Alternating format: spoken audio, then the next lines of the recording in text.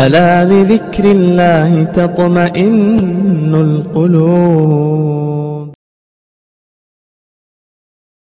رات میں حضرت خواجہ قطب الدین بختیار کاکی رحمۃ اللہ علیہ کا واقعہ پڑھ رہا تھا.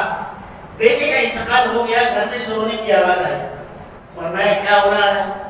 کہا حضرت آپ کے بیٹے کا انتقال ہو گیا. فرمایا اللہ اکبر, مجھے معلوم نہیں ہوا, اگر مجھے معلوم ہوتا میں اس کے لیے دعا کرتا. اور اس کے بعد جو ہے ہنسنے لگے. لوگوں نے کہا حضرت بیٹے کا انتقال ہوا ہے, گھر میں رنج و الم کا ماحول ہے اور آپ ہنس رہے ہیں. تو فرمایا کہ ہاں میں نے اپنے دل کو ٹٹولا اور میں نے اپنے دل میں جھانک کر دیکھا کہ بیٹا تو اللہ کی نعمت ہے, اللہ کی امانت ہے. اللہ نے اپنی امانت کو واپس لے لیا اور واپس لینے پر مجھے اللہ کا شکر ادا کرنا چاہیے یا غم کرنا چاہیے. تو میں نے اپنے دل کو ٹٹولا تو میرے دل میں کوئی غم نہیں تھا. میں اس بات پر ہنس رہا ہوں کہ اللہ کی رضا پر میں راضی ہوں. اس بات پر میں ہنس رہا ہوں, خوش ہوں کہ اللہ جو چاہتے ہیں وہ اچھا ہوتا ہے. یہ مقام میرے بھائی بہت اونچا ہے, ہم اور آپ اس مقام کو نہیں پہنچ سکتے. لیکن میں یہ عرض کر رہا تھا کہ جو ماحول اس وقت ہمارے پاس ہے, ہمارے اطراف میں ہے, اس کو ہم بدل سکتے ہیں. وہ کیسے؟ ہر آدمی اپنے گھر کا ذمہ دار ہے. ہر آدمی اپنے گھر کا, اپنے خاندان کا, اپنی فیملی کا رکھوالا ہے. اور قیامت کے دن اس کو انہی لوگوں کے متعلق سوال ہوگا جو اس کے اندر میں تھے.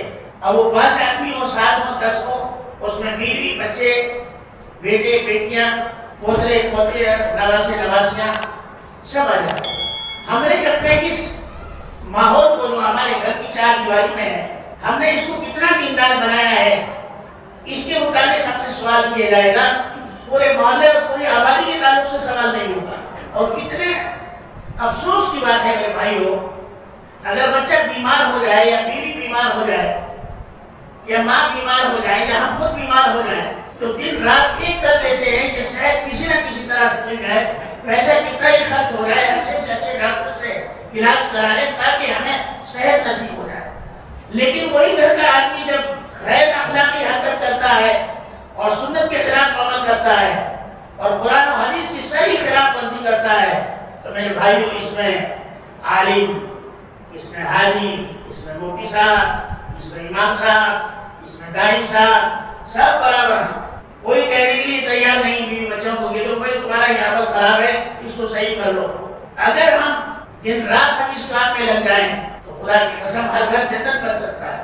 لیکن کیا کریں, یہ جو آج باہر جو مسائل و آلام آ رہے ہیں, جو باہر کی مصیبتیں گھروں میں آ رہی ہیں, جو حکومت وقت کی طرف سے جو انتاب آ رہا ہے, جو حکام کی طرف سے نئے نئے قوانین آ رہے ہیں, یہ وہی قوانین ہیں اور یہ وہی احکام ہیں جن کا میرے اور آپ کے نبی نے پہلے سے ذکر فرمایا ہے.